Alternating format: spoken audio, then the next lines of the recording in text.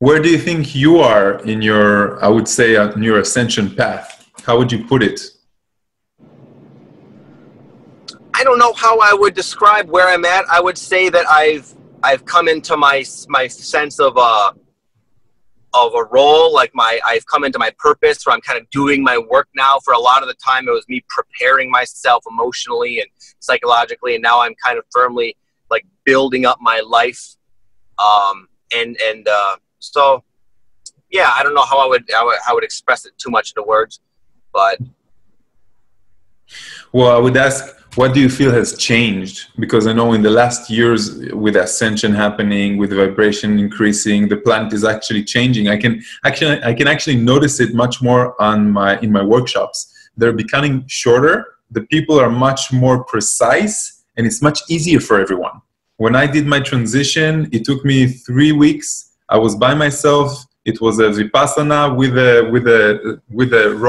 with nothing to eat, you know, with no food, no drink most of the time. And today it's much easier. I can see it in their faces, and the mainstream are opening up to it much more.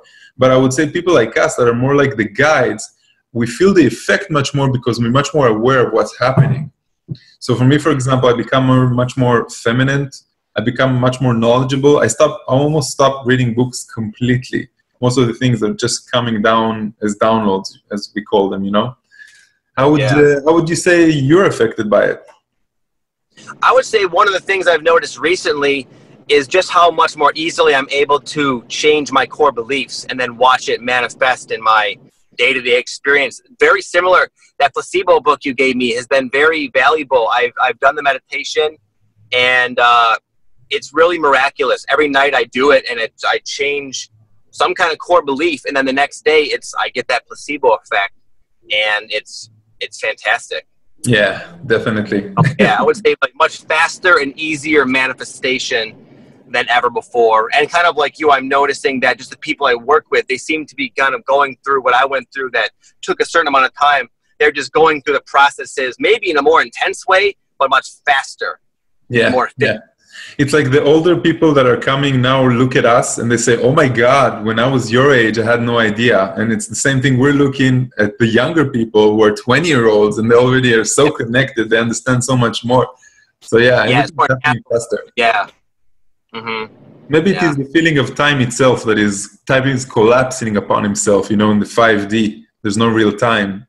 We're getting there. Right. That's what it feels like. Every day is completely new. Yeah. Feels like the idea of living in the now is becoming more of a tangible experience.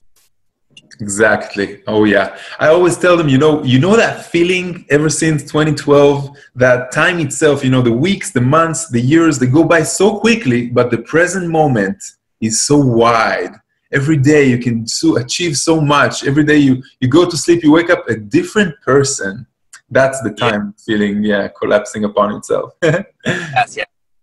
Why don't you tell me about your pranic living and what you do? I looked into it a little bit on the website you sent me. Why don't you tell me about that? I was very intrigued by it, but maybe you could tell me a little more about that. Well, I don't know how much you're into the world of entities, channeling aliens, but there's a lot of civilizations that are actually already past where we are, and they're in a high vibration. And a lot of the people there actually don't have to eat.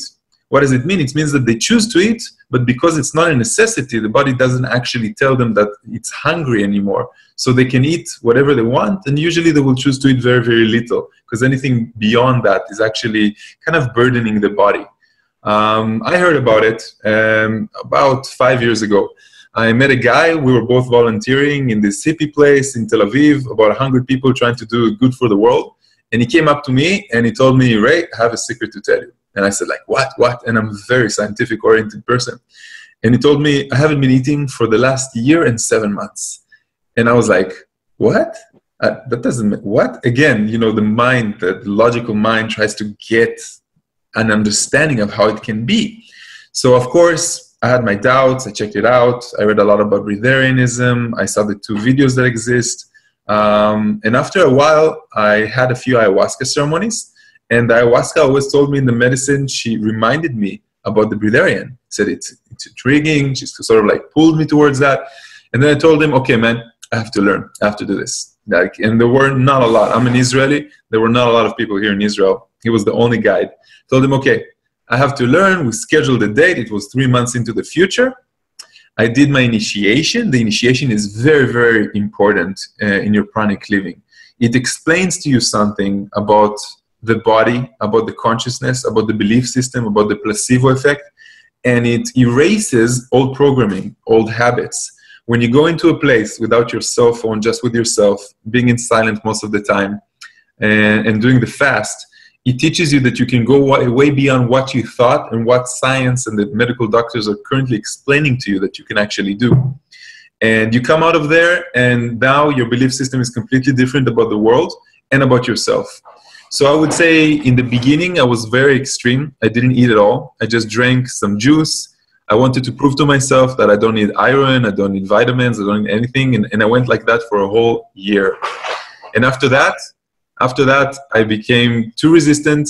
I noticed that my social life has changed. I noticed that the women I went out with didn't like the fact that I don't eat with them. You know, you understand so much about society, about our programs. And I decided to go back to eat, but every now and then, because I still didn't feel hungry. So now I eat maybe a meal or 2 meals a week. And I can snack if I want. I'm very open about it. I'm less extreme. I think I became much more forgiving with myself, because for me, it used to be about being hard, you know, being tough. I'm a veteran. I was 5 years in the Israeli military. So when I came out of that, I became more feminine, and now I'm much more accepting. And I wanted to have the advantages of the non-eating lifestyle and the advantages of the eating lifestyle, so I can enjoy both. So if I do choose to eat, I will only eat something that is pleasurable for me. I will not eat something just because I bought it and it doesn't taste good. And, you know, all of those things are like, the old programming is completely out of the way. And I noticed a lot of different things as well. You sleep less, you have more energy, you want to work out all the time because you have all this energy. The body's actually so super clean all the time that anything affects you. If you would drink a little bit of alcohol, it will affect you more. If you take any type of, any type of personal drug of your choice, that will affect you a lot more. But also, you are more connected with your emotions. The stomach is built to digest, and when it digests, it takes a lot of energy. That's why after most of us that are sitting in offices or in front of the computer, after lunchtime, everybody's energy kind of goes down.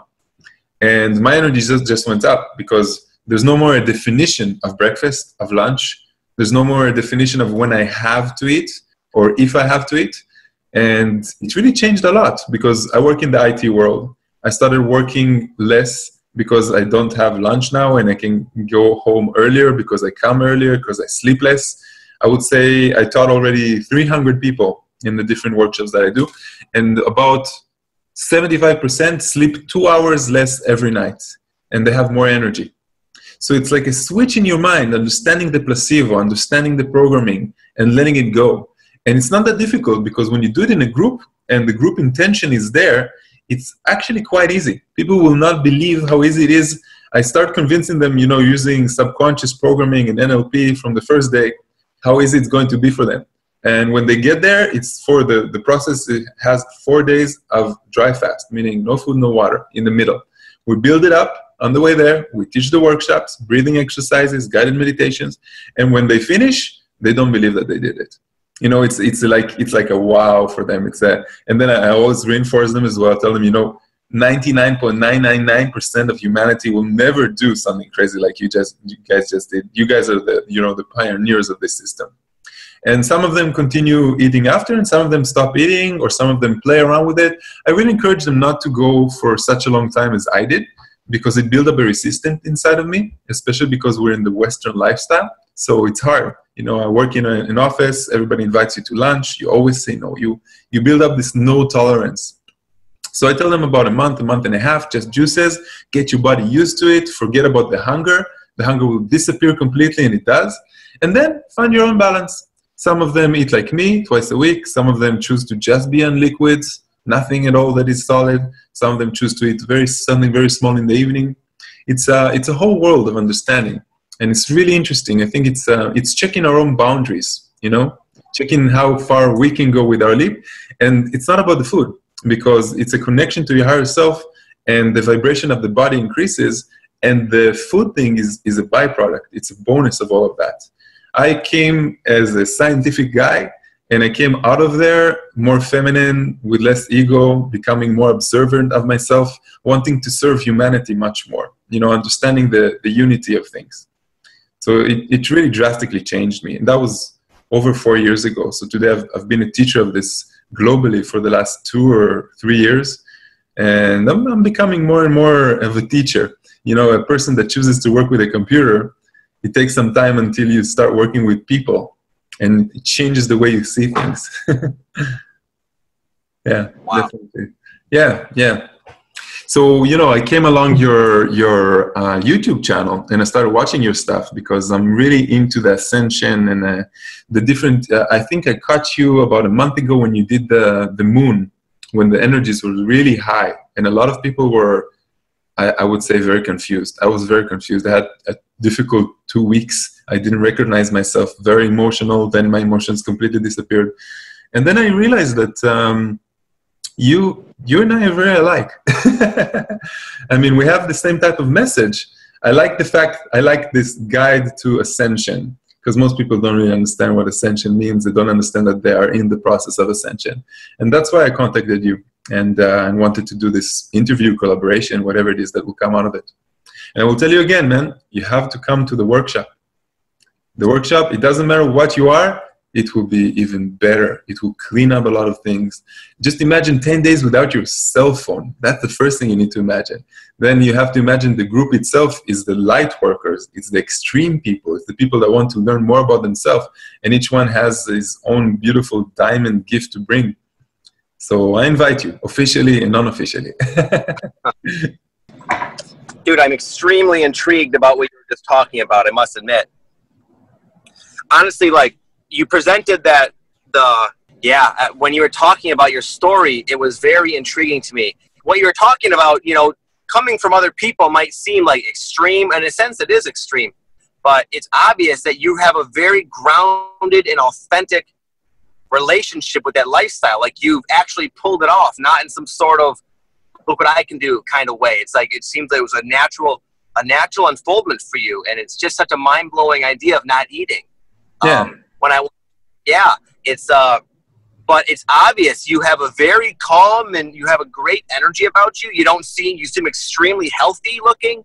It's fascinating. I'm totally fascinated by all what you said. Immediately when you mentioned it to me in the email, I was like, I can like respect it, but I was like, I don't know if I could pull it off, being I have children, and I just feel like I put a lot of energy into life and feel like I need the food, but I don't know. Having talked to you, it seems like like you said, perhaps it's just the programs of I need food, and without it I'll be irritable and unbalanced. Maybe so you've thrown me for a loop, Ray. I must admit, I'm very intrigued by what you said. I don't even know where to begin. So you put on these retreats. Is there a decent percentage of the participants are they able to sustain themselves without food from that point forward? Well, the retreat itself is almost 100% people go through it. And after that, I would say about 50-50, because it doesn't become about the physical body. It becomes more about the social, the programming, and the emotional eating, which is emotional eating is something that we do so much, we're not even aware of that, because we go to the fridge, we open it up, and we hope to find that thing that will fill the void in our heart. And then we close the fridge because it's not there, and then we come back an hour later. It becomes sort of like a ritual, but it doesn't really get you anywhere. So I would say about half, 50-50. Okay, that's a good percentage. It is, because even the 50% even the 50% that go back to eating completely normal, they take so much from the workshop itself and understanding that they have this ability. So they actually detach from some of the old habits. Right. Yeah, I would say back in 2011, I felt like my body was starting to become resistant to food in general. Like I gave up meat, and it started to just feel heavy and kind of gross to me. And then it became like anything unorganic became a problem, and I became so purified. and I was eating like a very like just an organic, raw, pretty much juice-based diet, but I was in a very unbalanced state of mind. I didn't really even know what was going on with me, really. I wasn't as aware about the ascension and that this is actually happening with people. So I feel like maybe that was my calling to do that, but I didn't have what you said, the proper transition. You know, when you become a vegetarian, you know, when you stop eating meat, whatever the reason is, philosophical, because you feel heavy or healthy, whatever, you start understanding that the less you put in, the more energy you have. And then the body actually tells you, I don't want that much as before. I want very little, like little kids. You know, little kids eat very, very little because they're so connected to the divine. They're so connected to the now moment. And as we grow up, because we become much more emotional, then we have the programming of we need to eat breakfast. And the doctor said that we need to eat at least 5 types of vegetables every day. And all these things come to mind. But the kid knows. It's our programming to tell our kids that they should eat more because we are worried, because this is our programming. And we're kind of like transferring it back to them. And they don't understand why we're forcing them to eat when the body, the physical body, just tells you, I don't want that much. You know, it's very normal also to understand that when a person is sick or when an animal is sick, it stops eating. It fasts. Your dog, your cat, any animal that is sick, it will stop because it needs the energy for the body to heal. It means that the digestive system is the second heaviest system in the body, and it takes a lot of energy. 25% of what we put into our mouth, the digestive itself is the energy that it consumes it. So when you stop eating that much, or when you start drinking more juice, things that are very light and easier for the digestive system, you actually require less in your body.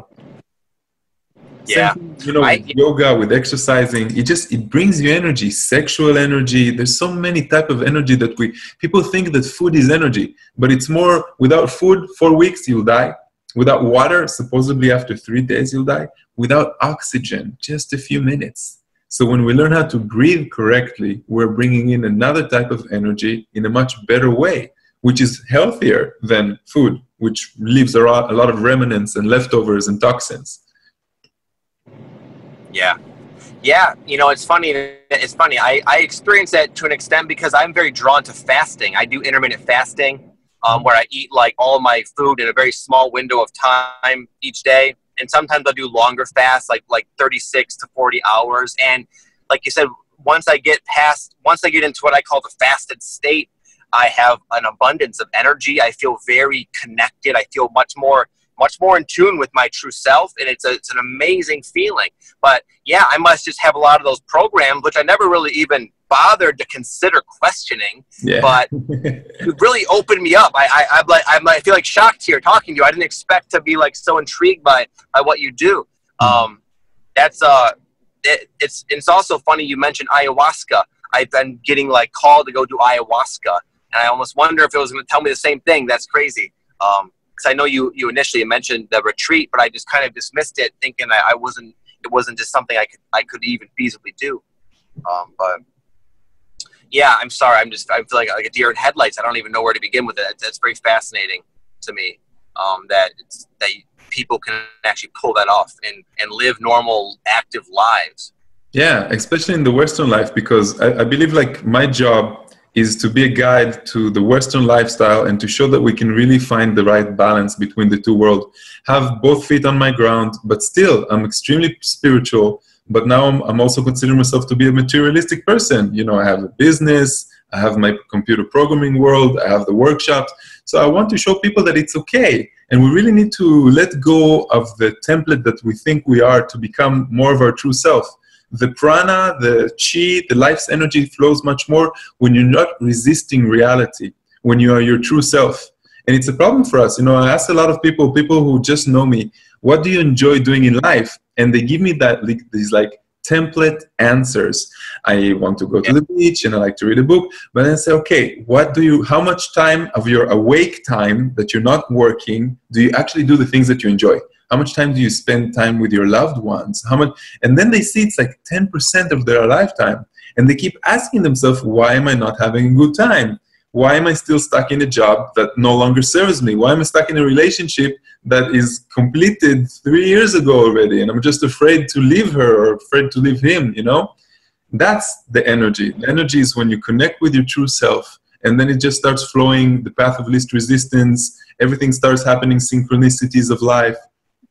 That's really something that you need to learn, but there's much more to unlearn when you're learning about the pranic living than there is to actually learn. Unlearn to burden yourself, break the walls that you have built, you know, just like what happens to you right now. You feel this like an inner understanding that, oh my God, this is possible. And if it's possible, then you have a switch. I can do that. If he can do that, and another person can do that, I can do that too. You know, and then the excitement begins. You know, your future self kind of like tells you, come to me, I want to learn this. I've did so much on the way there.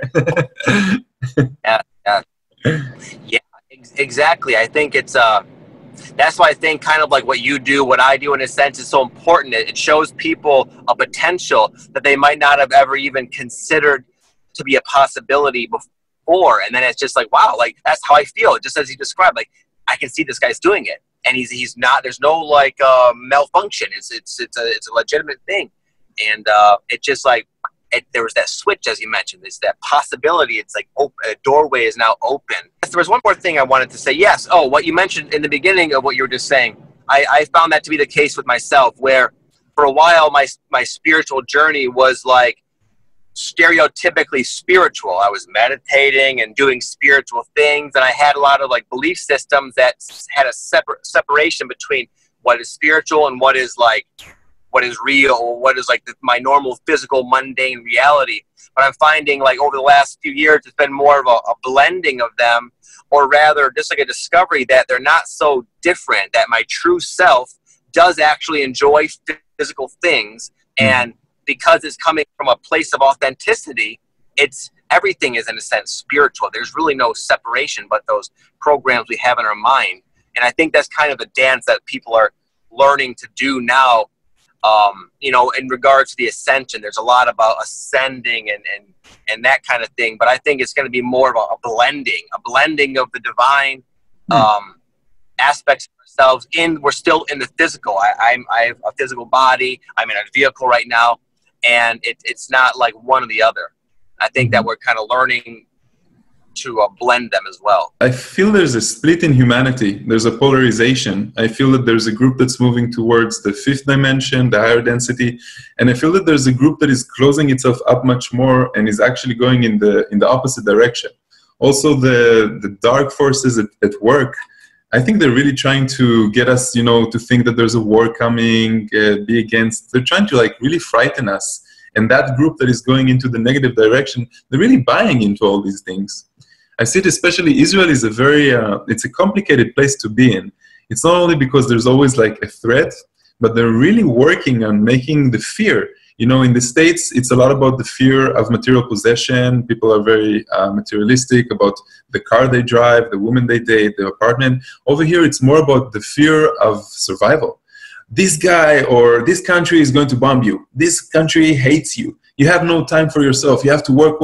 There's absolutely no time. You have to make a living, survive. So every country has its own way of kind of like depressing the people, or kind of like lowering the vibration, either through direct like news or bad news all the time. But it's a sophisticated system that when we stop watching the news, when we start understanding more, become more aware, eating correctly according to what the body says, not only the emotion, then these things come out much easier and you don't even have to think about it. It's sort of like when you had your transition in 2012 or 2011 and you started eating healthier or lighter because that's the way you're supposed to. You know, you didn't understand it back then. Maybe it was a little bit confusing, but it was much more natural to the body. And then when it's much more natural to the body, it's more natural to the consciousness. It's not fighting it anymore. Yeah, yes, I agree. That's what I've noticed as well. Earlier, what you were saying about there seems to be a separation.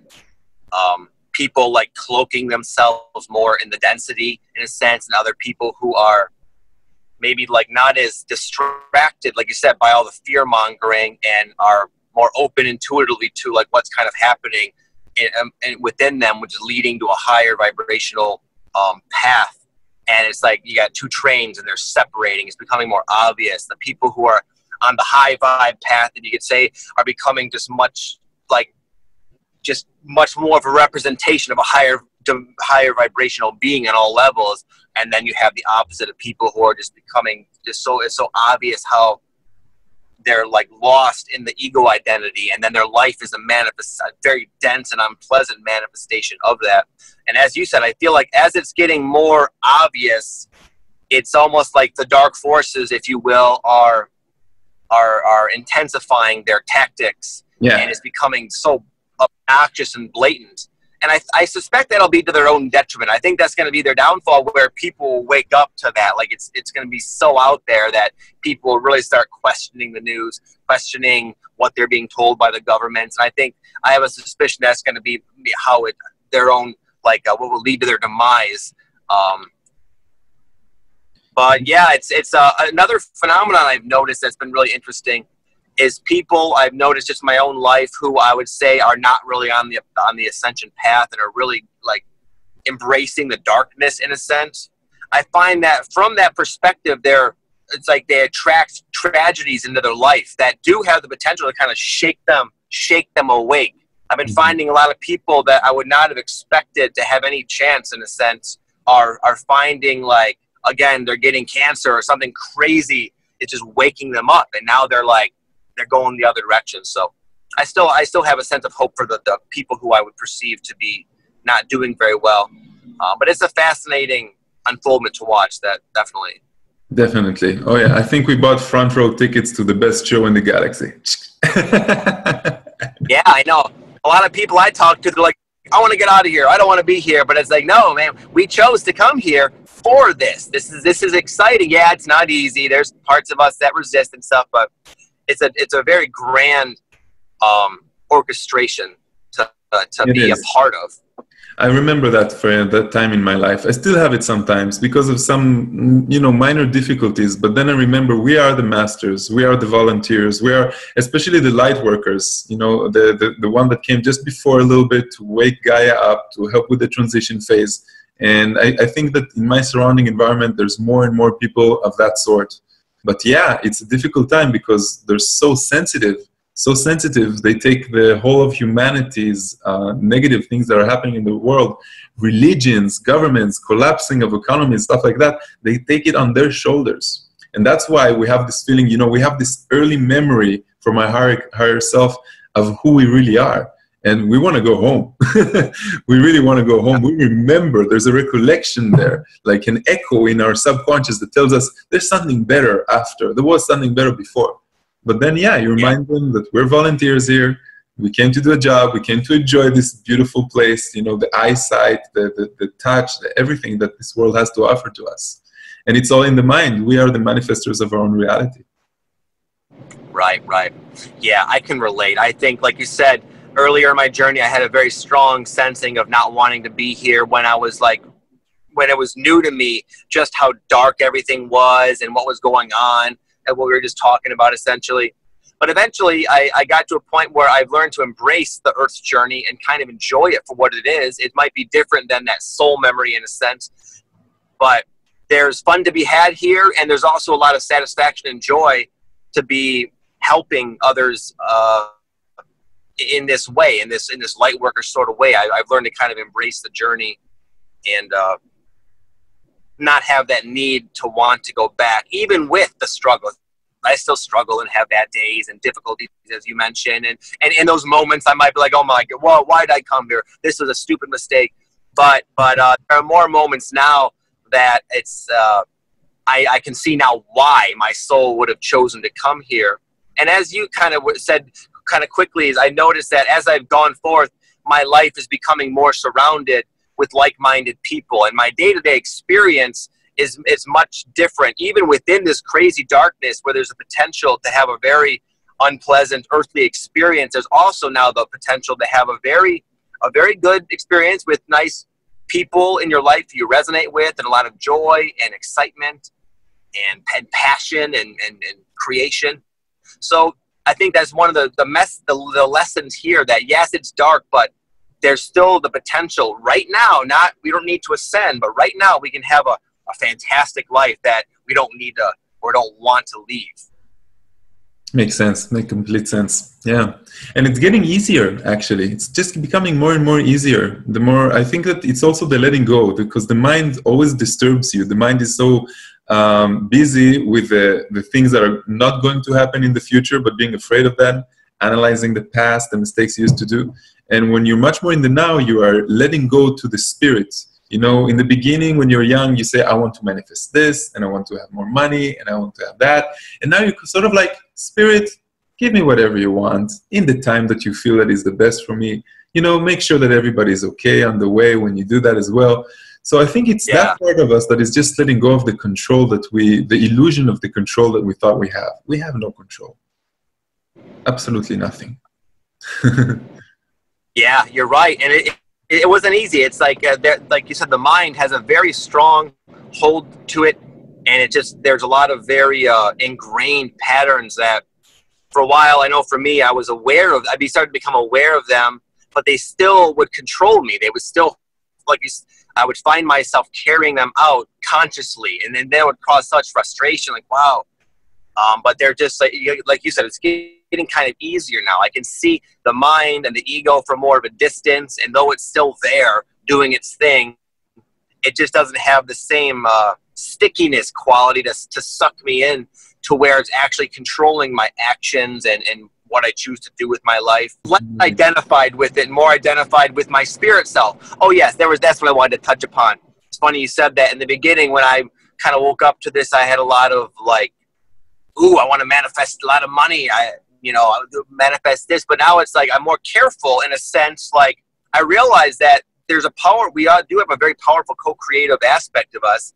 And if I have some sort of strong egoic desire, there's going to be consequences to that. It's going to affect the whole, maybe in a way that I can't foresee. That's not ideal. So I'm more like, I'd say humbled and just more like, like you said, let's just kind of go with the flow, because the higher self knows best. It knows what will be, for one, the most satisfying to me, and also it'll be in harmony with the whole. It won't have to disrupt anybody else's path. So that's been kind of a similar evolution that I could relate with as well. Yeah. So you're letting go much more. Allowing. Yeah, exactly. I love what Bashar was used to say. You know, Bashar also gave that example with the trains, which I really like. I felt a very strong in that. Yeah, it's really good. Love is meditation. But you know, it also means that you and I are both coming from the mind, because Bashar is an entity that is much more powerful from the mind. There's also the heart. So that's what we need to work on. That's what we need to do to make a balance in our life. Connect more with the spiritual body and the heart body. Overthinkers, and both the fifth chakra is open, so we can, you know, explain ourselves very well. Yeah. No, I completely agree. I really resonate a lot with Bashar. And yeah, he does seem to represent like a more like a psychological perspective on things, which is very helpful, but it's not all there is.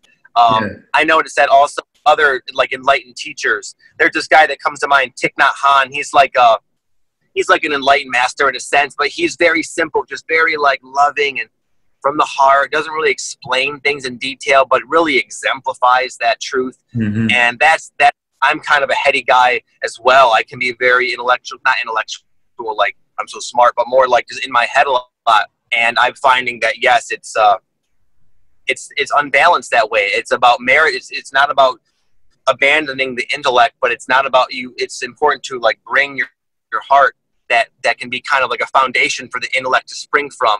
And, and that's much a more balanced way to go through life that I've been kind of going through that transition myself. Yeah. I found it so difficult because I was so much in the mind, and I found that I'm thinking about the way I should feel instead of immediately feeling it, you know? It's either that or I was completely neglecting whatever it is that I felt. So I was always telling everybody I'm such a happy person, so optimistic. But then I realized that I'm not feeling the sadness, the fear, the jealousy, all these things that life have to offer. I'm just neglecting them. And because I'm neglecting them, I can't really truly be excited, happy as much as my full potential is. And when I realized that, you know, I fell in love. I started working much more only on my emotion, letting it go, allowing, you know, tears to come if tears want to come, you know, letting go of the ego of the guy that thinks he needs to be the strongest and the best in everything, stuff like that. It's a work in progress. I'm far from perfect, but I feel that it's getting there. You know, I feel like it's getting. I'm gonna be a father in 4 months, first time. So. Oh, nice! Congratulations! Yeah. Awesome. Thank you. Yeah. So that's gonna be a lesson in, and you know, a type of lesson in love that I can't really imagine. Everybody's telling me, of course, but you don't really know until you get there. Yeah. Yeah. It's a fascinating journey having kids, man. Yeah. It can't really be put into summed up sufficiently. You just have to go. Just I wish you the best for that. You have to just kind of go and experience that. You have 2 kids? 3. 3. What are their ages? 8, 4, and almost 2. So would you say it's tough or it's easy? It's very tough. It's very, but it's rewarding. It's kind of like a lot of things in life that are tough. Like the spiritual journey is tough, you know, in a sense, but it's rewarding. And I think what it is like a lot of these new kids coming in, mine included, are very like, they seem like they don't have to go through the same transition as we've been going through. They're just already kind of turned on in a sense. So they just so quickly reflect all of your issues are immediately evident and reflected in the children. So it can be kind of like frustrating because you see them acting out and you know they're only acting out because you taught them to act out. So it's like frustrating. It's like it takes a lot of patience with yourself to kind of to deal with them at the root, which is really you. So it's very valuable. Though. They immediately reflect your character to you. Yes, very much so. Yeah, but at the same time, there's a level of love that I never. It's just a unique kind of. It's a neat experience, man. Yeah, I'm happy for you. That's awesome. Thanks, man. So here's the question for you: how do you manifest your reality? What would you recommend to your students? What would you recommend? What, you know, tools, tips and tricks that are more practical on a day-to-day basis? The way you think about it, what you've learned from the mistakes of your past? Sure. I just follow the simple suggestion from Bashar, actually. It's always worked for me, is follow my excitement, which that's kind of a general vague thing to say. But what I mean is that I find that from time to time I have a very natural and organic surge of excitement that'll be in a particular direction. Like, I want to do this, or maybe you should start a YouTube channel. And there's just like a confidence and a zest and a feeling of enthusiasm. And then in the beginning, what I would do is I would wait for another burst of that to come. I'd wait for another excitement. And I was not doing the part of grounding that into reality. So not only do I take note and proceed with when I get that excitement, but I follow it up with action. And I found that in following my excitement, it's not always easy. There's not always that motivation, but if it once proceeded with that natural soul connection type of excitement, then it usually will work out well. I find that lately I've been doing it a little bit differently, though. That's kind of what I've always done. But as of recently, in fact, per your placebo recommendation book, I've been just sort of getting really deep into meditation and impregnating my mind with new beliefs that I wish to embody that, of course, will have associated results. Like the other night I did, I am worthy. I am worthy. And that had a big ripple effect on many different outer aspects of my life. And it's been working to an astonishing extent, I must say. So while what I said before is what I do normally, I've been sort of doing what I just said a second ago recently, and it's been a lot easier. More like changing my reality from altering my beliefs, which is much easier than I used to think.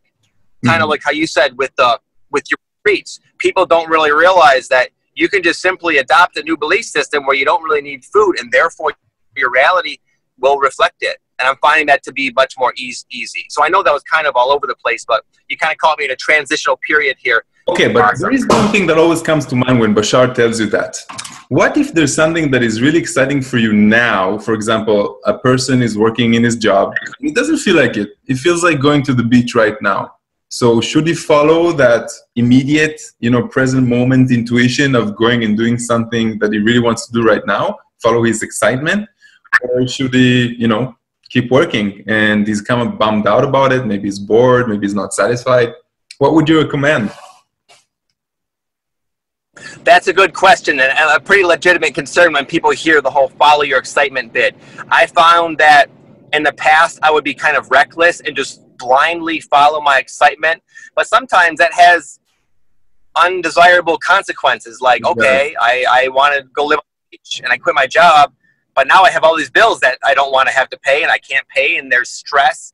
So I find to balance that with logic and kind of understand that you're still on earth and things sometimes take time, and not completely abandon my beliefs of how reality works. Like, I don't really believe that I can quit my job and miraculously do this other thing.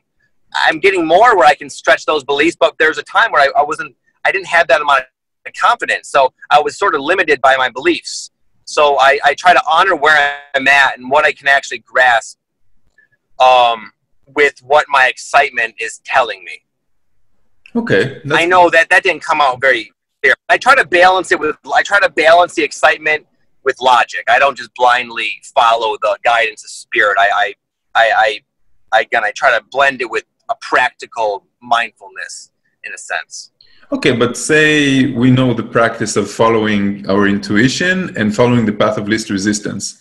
What would you recommend to someone, who is like struggling in his relationship, and it's been such a long time that he kind of knows that it's over, but he's hanging on out of the fear, fear of being alone, fear of being abandoned. How would you recommend someone like that, that is walking up the stairs to his apartment, but is not really happy to find his spouse there? Would you tell him to let her go, or would you tell him to work on it, for example? And of course, every scenario is very unique. Every scenario is very unique. Yeah. Yeah, I would say if you're talking about, like, I would say a pretty common phenomenon where people who are going through this awakening process, in a sense, there's times where you become like very aware of a situation not being ideal, whether it be a relationship or a job. And I have found in just my own experience that it's like not wrong, or it's not impossible to hang on to something that's not ideal, like a relationship that is failing. Mm-hmm. But it will only continue to cause me pain and suffering and stress, and it usually tends to escalate. And I found that once I'm pretty confident that it's time to let something go, like a relationship, then it's easier to do it sooner than later, because later it's just like I'll reap the consequences of clinging to like a vibrational mismatch and all of its unpleasant effects. So but in the past I used to cling a lot longer than I do now because out of fear and stuff. But now I've come to trust the process, and I'm more willing to let go because I've learned that new things do take their place. Mm-hmm. So you learn to, see the fear, cope with the fear by letting go, and understanding that, behind door number one, there's probably a better option for me. Just trust. Yeah. Yeah. Exactly. Yeah. I've developed trust. Yeah. Yeah, that's a difficult part for most of us. Even when we work a job that pays nicely, but we work too much, and we see our friends, some of them stop working because they don't enjoy that, or they work less and then they get even more profit. Then we realize that they're actually just enjoying what they do, so life gives them more options, or the synchronicities of the universe start really happening instead of collapsing in front of them. Yeah, and that's something I see a lot now. Yeah. It's been like an unforeseen variable in a sense where, like you said, when you're in alignment, when something's breaking down, like a job or relationship, that's in a sense like your life saying this is no longer a vibrational match for you. And in letting go, even if it's like temporarily on the surface not wise, like why I left this job or relationship, it's if I free if I get more onto my path and free myself up, then it's a more efficient usage of your energy. Like you said, you have friends who are working, they're not grinding and they're not putting in the amount of hours, but they're expressing themselves in a more kind of got where I was going. You're aligned with your true self, because every person can have so many different paths, right? And when we're walking the path of least resistance, when we're learning in school those subjects that we want to learn, we're harmony And when we go to university, sometimes we go because of our father or because of our mother, and then we're misaligning. So yeah, what you mean is like we're becoming much more aligned with the true path that we should have taken. And that's why it makes things much more easier, and then the synchronicities actually occur. Yes, exactly. That's well put. That's what I was trying to say. Yeah. Well, I really enjoyed this conversation. I think we should think about doing something more, like have a list of questions and just discuss them. You know, maybe even have 2 or 3 of these type of videos, and then each one of our channels will just take it out. I'll edit them, no problem. I really enjoy editing. I'm learning more and more. But we should have a topic. Then it will be much more organized, and we'll have questions toward one another. Because yes. Together, there's a sort of synergy that we can get to. I agree. Yeah, I wasn't even aware that we were going to record it today, so I feel bad. I was very unprepared for this, but I agree. I really dig you, and I think that my audience would really benefit from you. And I think we see things a lot in a very similar way. Maybe a different way of explaining it, but we're both kind of in the same. We can get into the same group, like you said, and have a pretty entertaining and probably helpful conversation. Sure. Oh yeah, definitely. Good. That's exactly, I think, the purpose today. I kind of said, okay, we'll talk and we'll see where we're going with that, and we'll plan and we'll see. But I think that I can take some really good stuff out of this. Also, the audience is really interested always in getting to know you. You know, this is something that was hard for me because I don't like being a product. I don't like being the thing. You know, a lot of people come to your workshop because they kind of like want to get to know you more. They want to be you in some way. And when they see you talking about yourself, about your path, explaining things from not only from your own perspective, but giving personal examples, people really connect with that. It helps them make transitions or get into a higher state of being. So yeah. Yeah, totally. I found that's like, I do that a lot in my videos. I share personal examples, and a lot of people in the comments will be like, wow, thank you for sharing that, you know, embarrassing story of how you overcame that thing or whatever. I think I think especially with YouTube, it's what it's all about. People are on there to really connect with another person. I know that's what helped me. I used to follow YouTube people, like mentors in a sense, and I would always like it when they would share their stories, and it'd make you feel like, like I said, it gives you a sense of where you just see like, wow, this person did this, and now it makes it so I can do that as well. So yeah, I agree. Cool, man. Well, yeah. Okay, so I'll think about it. Think about a few subjects, and I will. Yeah, yeah. I'll have plenty of time. Ever since I'll be in Sedona in about a week.